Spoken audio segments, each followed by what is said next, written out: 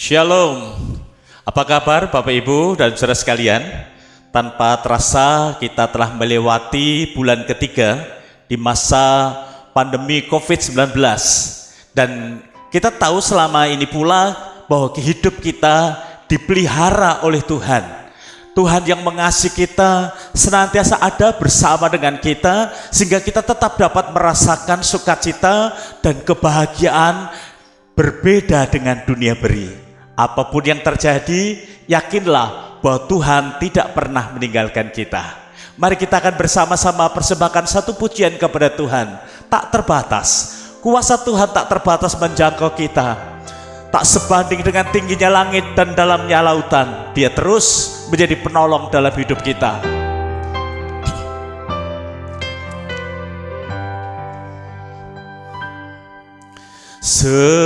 Semusim berlalu, namun kau selalu peliharaku.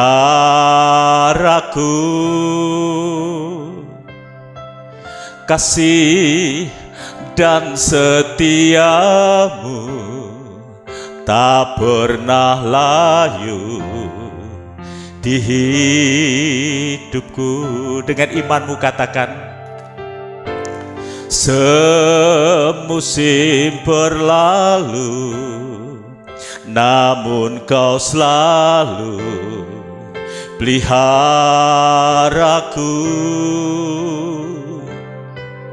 Kasih dan setiamu tak pernah layu di hidupku.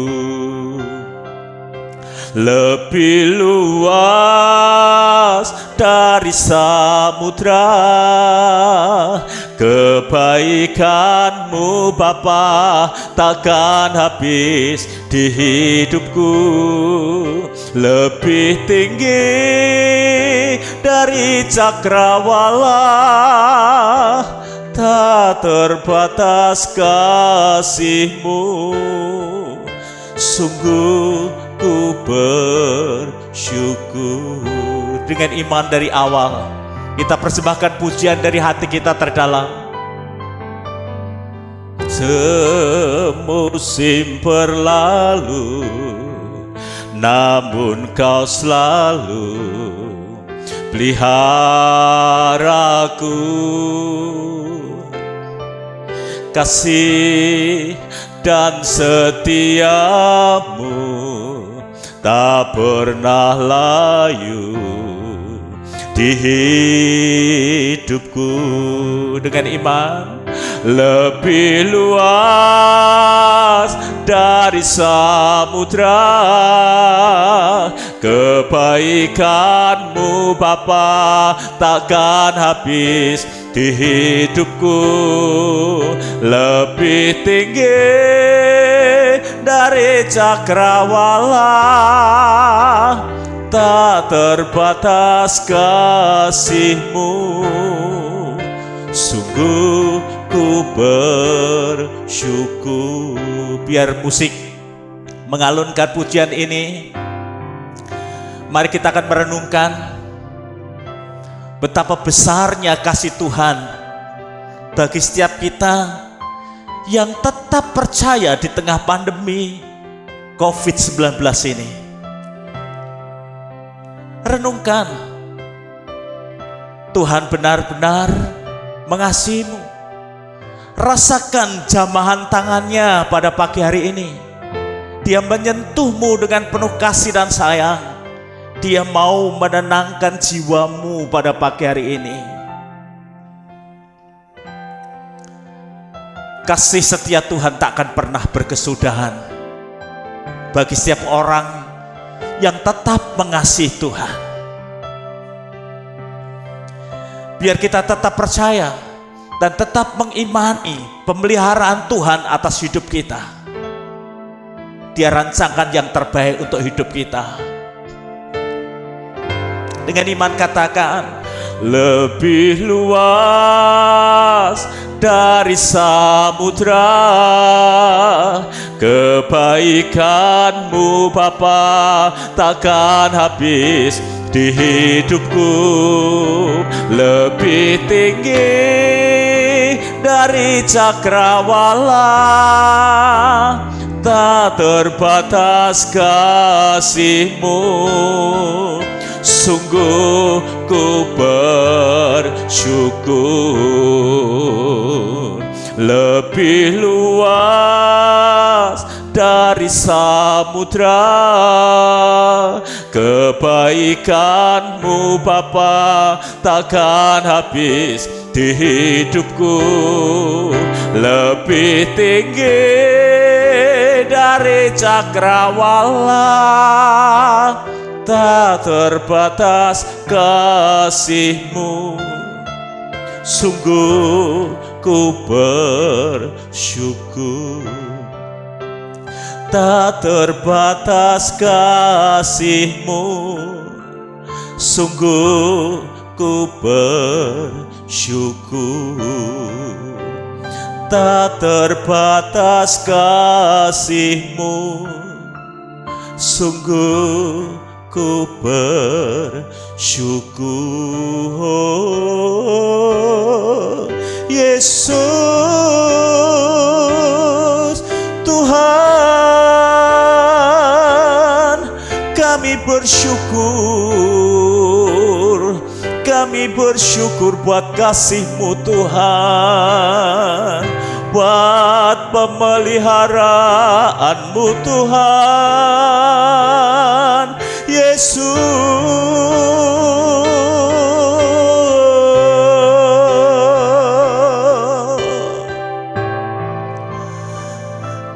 terima kasih Yesus, terima kasih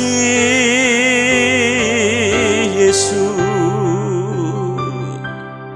Kau yang menyelamatkan kami, Kau yang menjaga nyawa kami, Kau yang beri kami sukacita.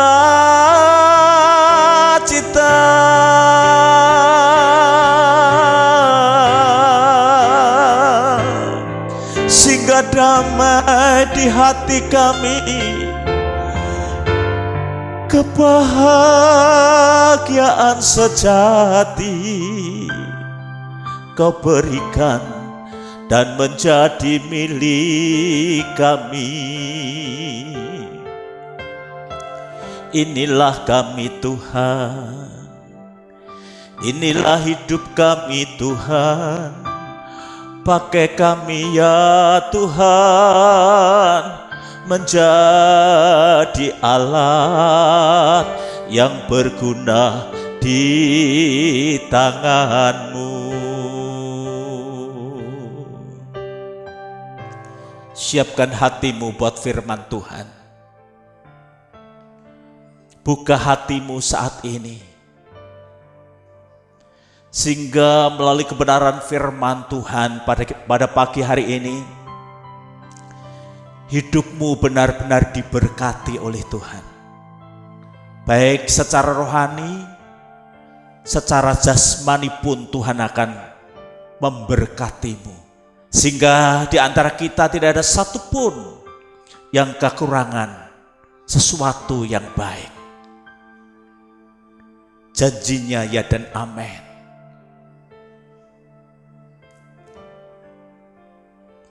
Pengurapan-Mu atas setiap kami pagi ini Tuhan,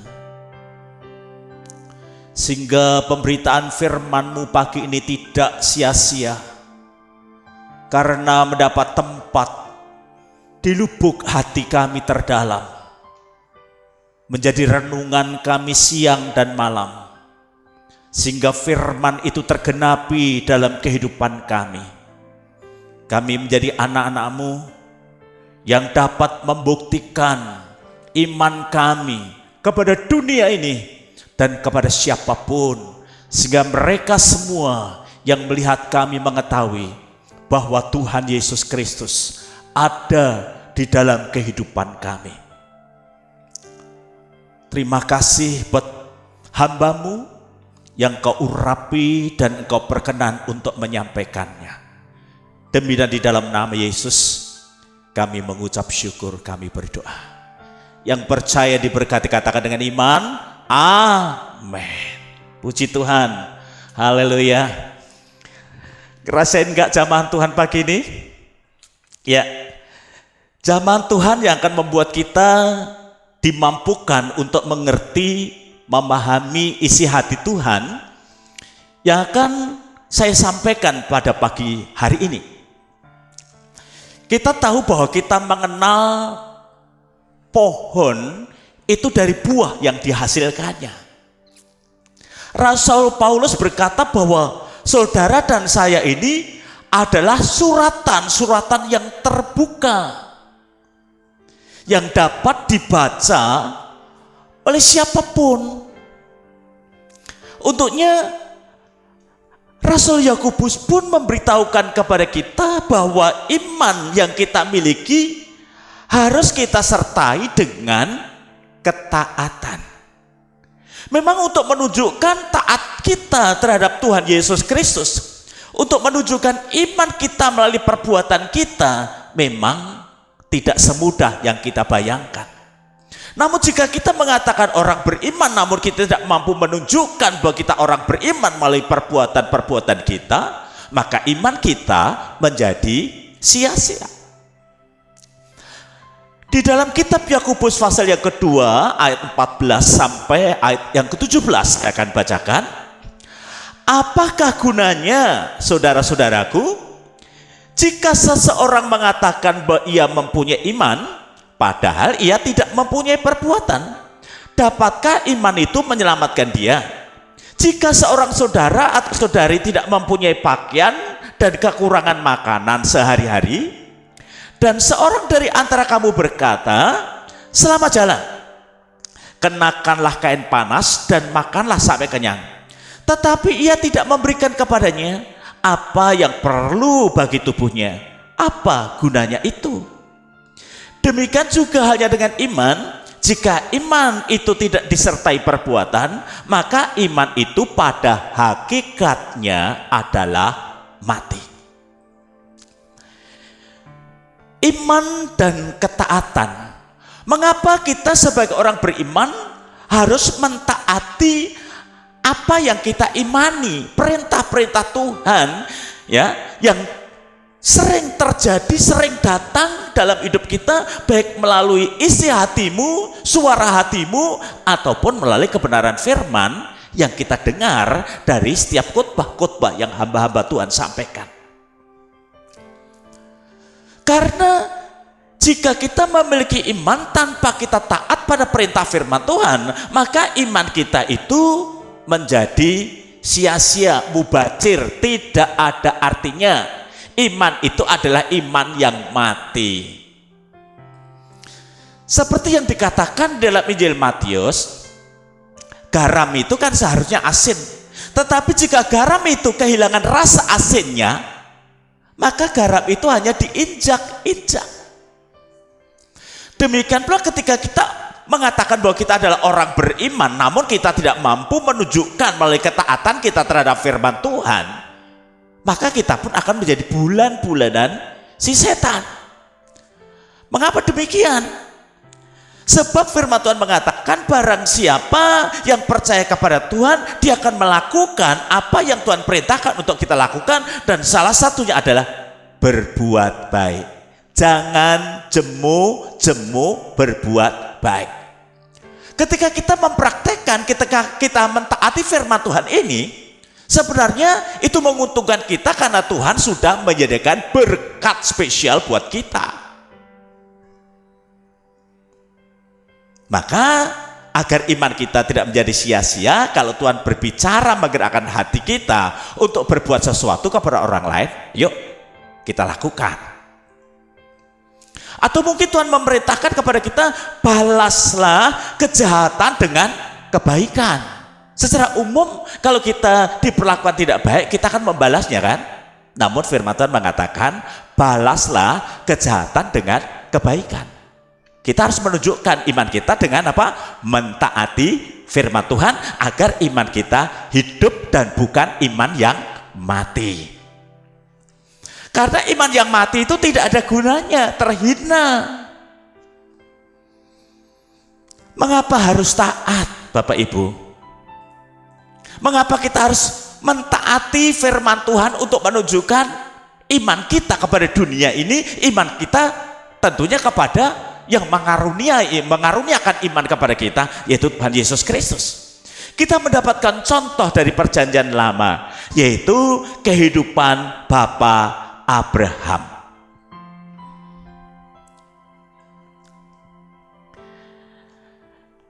Di dalam kitab Ibrani pasal yang ke-11 Bapak Ibu, ayat 17 sampai 19, karena iman maka Abraham tatkala ia dicobai mempersembahkan Ishak.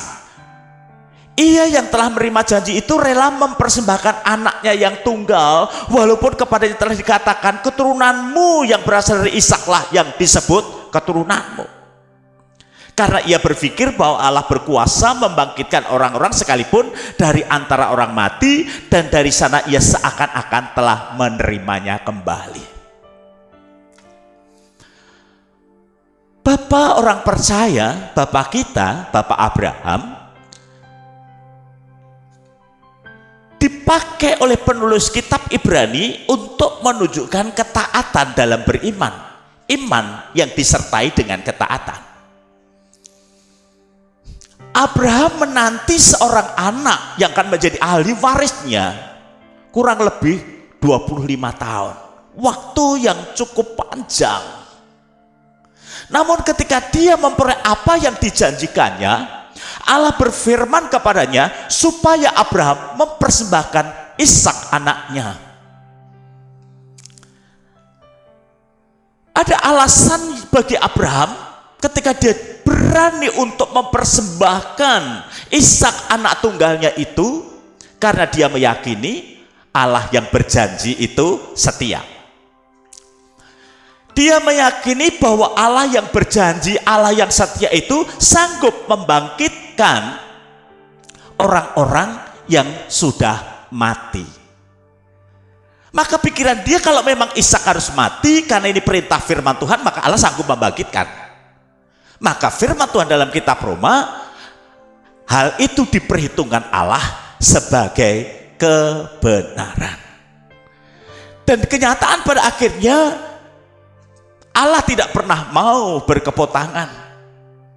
Dengan keberanian Abraham menjadi pelaku firman itu, Allah sendiri yang menyediakan korban binatang yang akan dikorbankan untuk dirinya, dan bukan Ishak yang dikorbankan.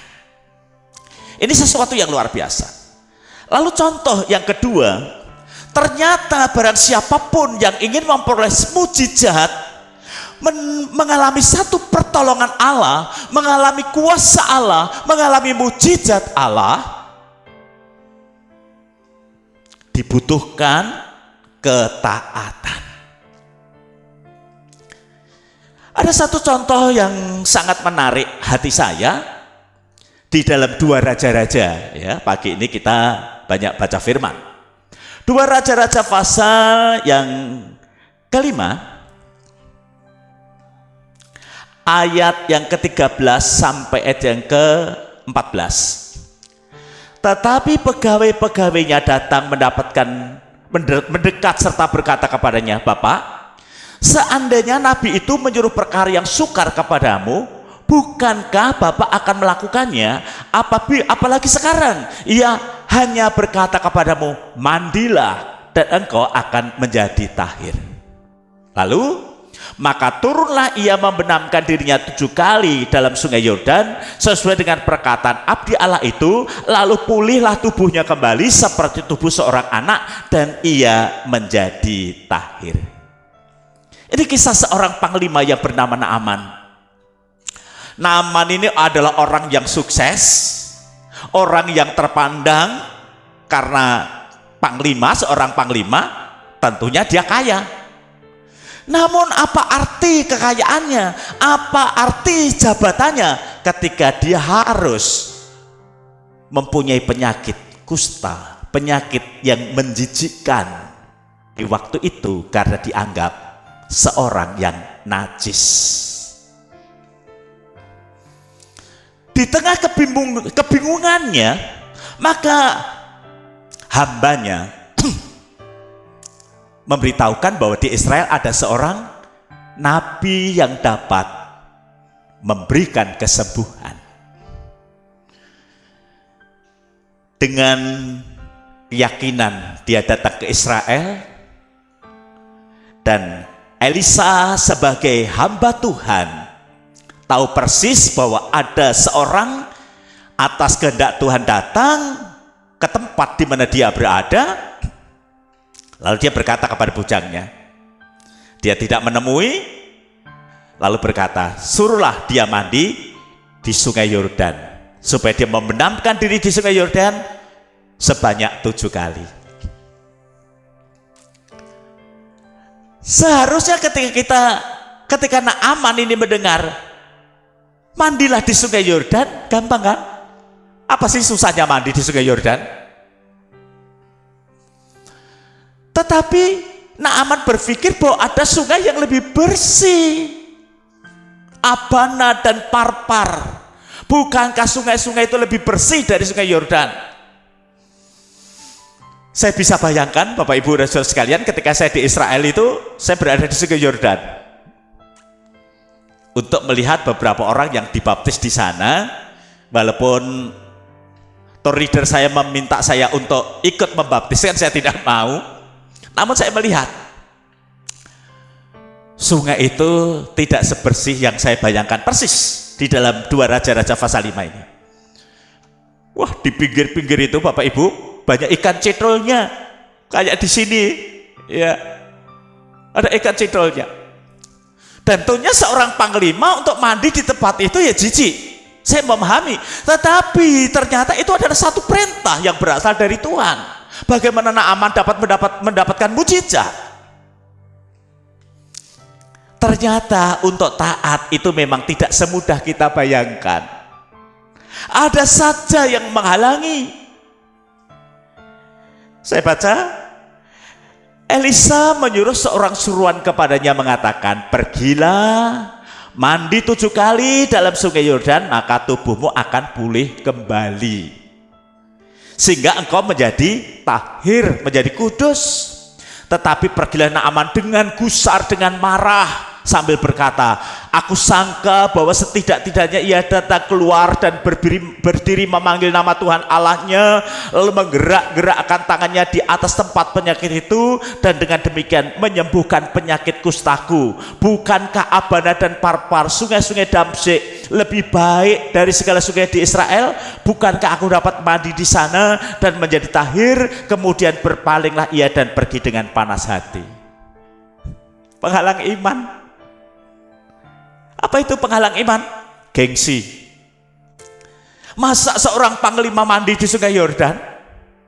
Ya, gengsi. Kadang-kadang untuk kita melakukan firman Tuhan, kadang-kadang juga terhambat oleh apa? Gengsi. Mendahului minta maaf, gengsi. Pernah enggak? Pernah enggak kita ngalami gitu? Padahal itu Tuhan yang memberikan perintah kepada kita untuk kita saling memaafkan. Tetapi untuk mendahului meminta maaf itu memang tidak semudah membalikkan telapak tangan kita. Padahal kalau kita sudah saling memaafkan, itu ada kelegaan, ada kebahagiaan, ada sukacita yang luar biasa. Tetapi kita memilih untuk berada di tempat yang seharusnya tidak kita ada di sana. Untung hamba-hamba Naaman ini mengingatkan, ya, tadi sudah saya baca, mengingatkan, bukankah perintah Bapa, pemerintah Nabi itu sangatlah mudah. Lah seringkali kita malah golek sing angel loh. Udah Tuhan itu memberikan mudahan loh ya, percayalah kepadaku maka kamu akan selamat. Tapi pikiran kita kan mereka-reka kan? Ketika saya kuliah, ada adik kelas saya konsultasi dengan saya, curhat dengan saya, dia bimbang tentang imannya. Dia tanya sama saya, "Mas, mosok gampang men sih, wong percaya kok selamat?" Saya ngomong, "Lah kamu tuh loh, kan enak tuh, percaya selamat, nggak percaya binasa." Memang untuk mengungkapkan percaya sangatlah mudah, tetapi untuk membuktikan percaya dengan ketaatan itulah yang tidak mudah. Kalau kita mengatakan, "Tuhan aku percaya kepadamu," kita mati, masuk surga. Tetapi kalau kita masih hidup di dalam dunia ini, kita harus menunjukkan iman kita melalui apa? Ketaatan kita terhadap firman Tuhan.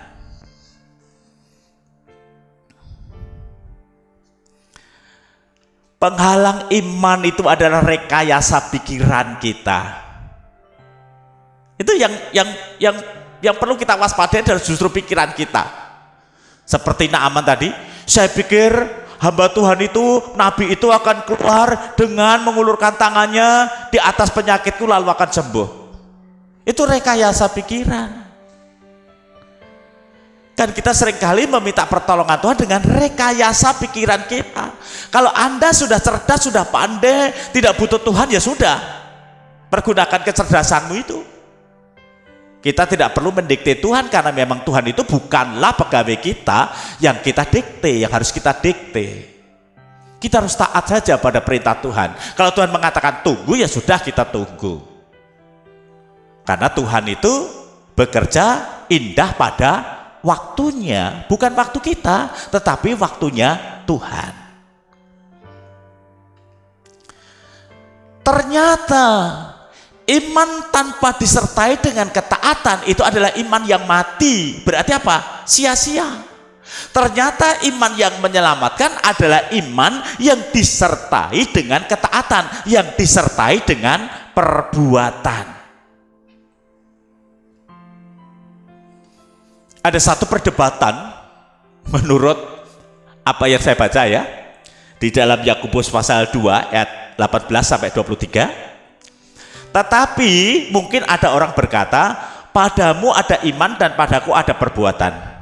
Aku akan menjawab dia, "Tunjukkan kepadaku imanmu itu tanpa perbuatan." Anda bisa menunjukkan iman Anda tanpa Anda melakukan sesuatu? Tidak bisa.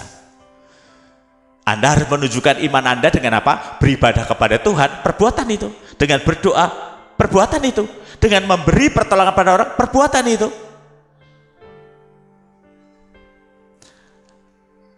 Dan dia mengatakan, "Dan aku akan menunjukkan kepadamu imanku dari perbuatan-perbuatanku." Orang Kristen kan selalu dituntut untuk menunjukkan imannya. Sabar ketika harus mengantri, sabar ketika kita harus menanti, ya. Memaafkan ketika kita disakiti. Itu menunjukkan iman dengan perbuatan. Engkau percaya bahwa hanya ada satu Allah saja. Itu baik. Tetapi setan-setan pun juga percaya akan hal itu dan mereka gemetar. "Hai manusia bebal, maukah engkau mengakui sekarang bahwa iman tanpa perbuatan adalah iman yang kosong? Bukankah Abraham bapak kita dibenarkan karena perbuatan-perbuatannya ketika ia mempersembahkan Ishak anaknya di atas mezbah?" Kamu lihat bahwa iman bekerja sama dengan perbuatan-perbuatan, dan oleh perbuatan-perbuatan itu iman menjadi sempurna. Dengan jalan demikian genaplah nas yang mengatakan, "Lalu percayalah Abraham kepada Allah, maka Allah memperhitungkan hal itu kepadanya sebagai kebenaran. Karena itu Abraham disebut sahabat Allah." Anda kepengen disebut sahabat Allah? Tunjukkan imanmu melalui perbuatan-perbuatan keseharian kita, biar kita mempermuliakan Tuhan. Bukankah Tuhan berkata kamu adalah terang? Kamu adalah terang bagi dunia ini. Bukankah firman Tuhan mengatakan kamu adalah garam bagi dunia ini? Mari kita akan tunjukkan iman kita dalam ketaatan sebagai pelaku firman, maka hal-hal yang mustahil akan terjadi dalam hidup kita. Biar kita percaya dan kita bertindak dengan iman kita, maka Tuhan akan menjadi penolong kita sampai kita menutup mata. Pagi ini mari kita akan siapkan hati kita. Kita akan menyatu dengan tubuh dan darah Tuhan. Biarlah apa yang kita lakukan pada pagi hari ini sungguh akan mampu membangkitkan iman kita, membangkitkan semangat kita, karena kita diingatkan kembali untuk pengorbanan Tuhan. Kita diingatkan akan pengorbanan Tuhan di atas kayu salib. Kita nyanyi satu lagu dengan iman kita, mujizat itu nyata. Sambil kita siapkan diri kita untuk menyatu dengan tubuh dan darah Tuhan. Oh Yesus,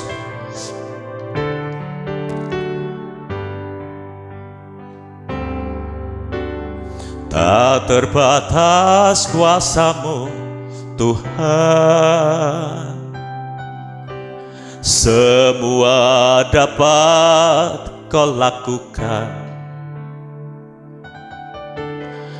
Apa yang kelihatan mustahil bagiku, itu sangat mungkin bagimu. Tak terbatas kuasa-Mu Tuhan, semua dapat Kau lakukan. Oh, apa yang kelihatan mustahil bagiku, itu sangat mungkin bagimu. Di saat ku tak berdaya, kuasa-Mu yang sempurna. Ketika ku percaya, mujizat itu nyata, bukan karena kekuatan, namun Roh-Mu ya Tuhan. Ketika ku percaya, mujizat itu nyata. Oh, tak terbatas kuasa-Mu Tuhan, semua dapat Kau lakukan. Apa yang kelihatan mustahil bagiku, itu sangat mungkin bagimu. Di saat ku tak berdaya, kuasa-Mu yang sempurna. Ketika ku percaya, mujizat itu nyata, bukan karena kekuatan, namun Roh-Mu ya Tuhan. Ketika ku berdoa, mujizat itu nyata. Siapkan tubuh Tuhan yang sudah dipecah-pecahkan bagi seisi dunia ini, agar gerejanya boleh menjadi satu. Angkatlah dengan imanmu sebagai tanda penghormatan kita kepadanya. Sebab firman-Nya berkata, sebab apa yang telah kuteruskan kepadamu telah aku terima dari Tuhan, yaitu bahwa Tuhan Yesus pada malam waktu Ia diserahkan mengambil roti, dan sudah itu Ia mengucap syukur atasnya, Ia memecah-mecahkannya dan berkata, inilah tubuhku yang diserahkan bagi kamu, perbuatlah ini menjadi peringatan akan aku. Pagi ini ingatlah kembali pengorbanan Tuhan di atas kayu salib untuk saudara dan untuk saya. Biar kita mampu menunjukkan keyakinan kita, iman kita, melalui ketaatan kita menjadi pelaku-pelaku firman. Di dalam nama Yesus, mari kita bersama-sama akan memakan daging Tuhan, agar kesehatan kita diberkati, agar pekerjaan kita diberkati, agar rumah tangga kita diberkati, masa depan anak-anak kita diberkati. Di dalam nama Yesus Kristus, mari kita makan daging Tuhan bersama-sama di dalam nama Tuhan Yesus Kristus.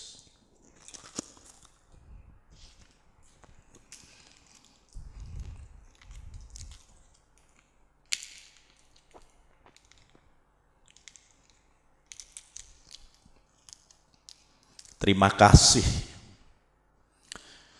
Terima kasih Tuhan Yesus. Angkatlah cawanmu.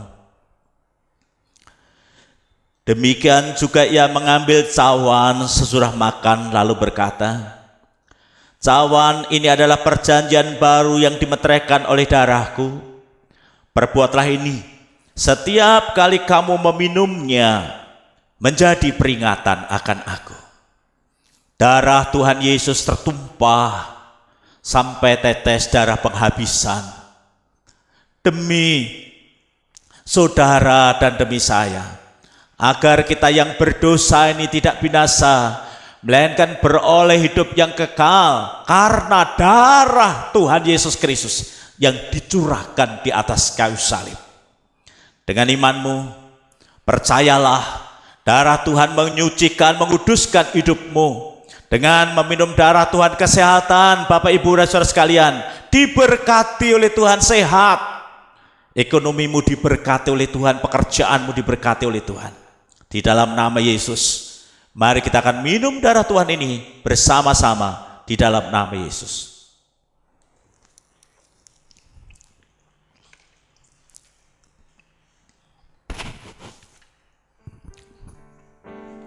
Terima kasih Yesus.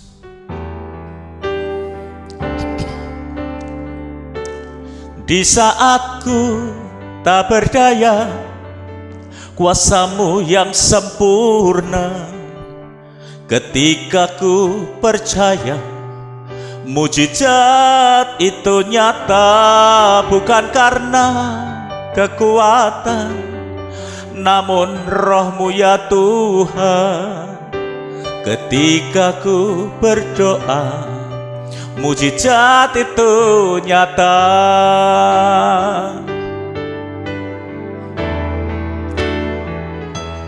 Di saat ku tak berdaya, kuasa-Mu yang sempurna.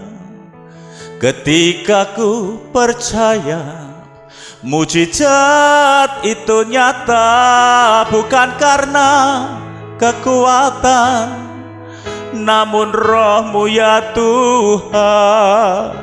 Ketika ku berdoa, mujizat itu nyata. Ketika ku percaya, ketika ku percaya, mujizat itu nyata. Ketika berdoa, ketika ku berdoa, mujizat itu nyata. Oh Yesus, mujizat-Mu nyata dalam hidup kami. Di pagi hari ini, di ibadah raya kami, Tuhan,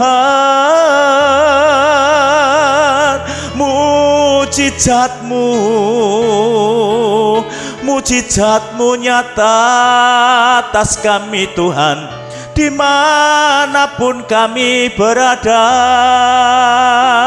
Lawatlah kami Tuhan, Kau penyembuh kami Tuhan, Kaulah penolong kami.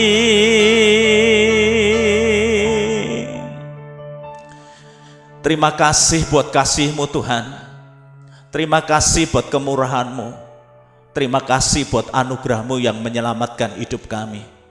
Kami menyerahkan kehidupan kami bersama dengan seisi rumah tangga kami ke dalam tangan-Mu. Kiranya kasih karunia dan anugerah-Mu semakin Kau limpahkan, sehingga kami mengalami sukacita surgawi setiap hari di dalam rumah tangga kami, di dalam keluarga kami, dimanapun kami berada. Berkati mereka yang berulang tahun di bulan Juli.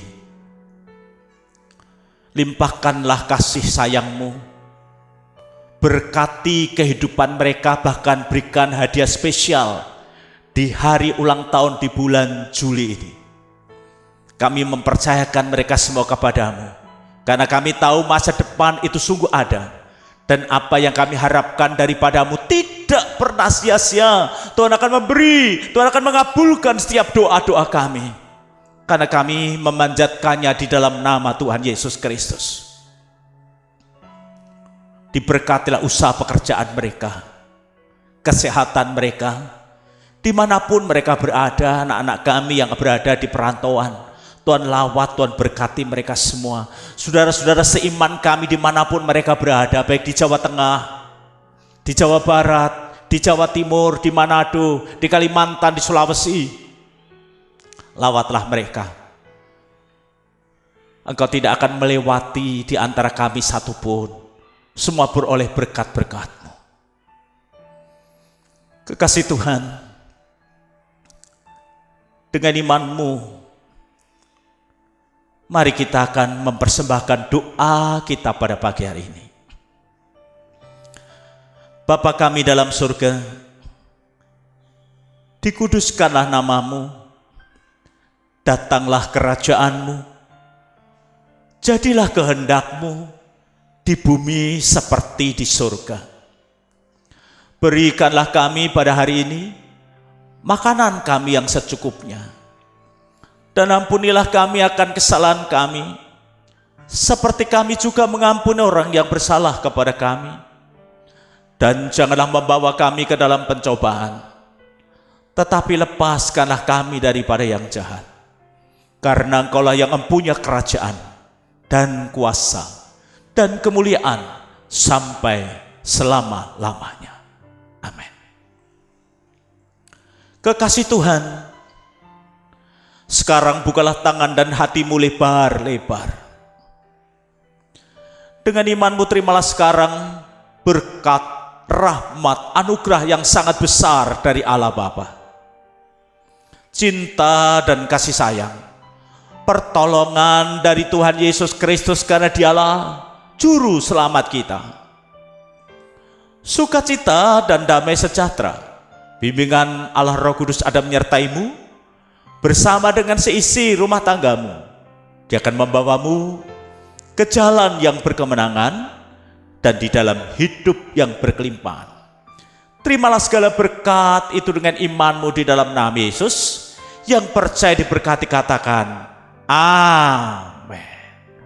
Puji Tuhan. Bapak Ibu, selamat hari Minggu. Tetap semangat. Tuhan Yesus memberkati kita semua. Amin.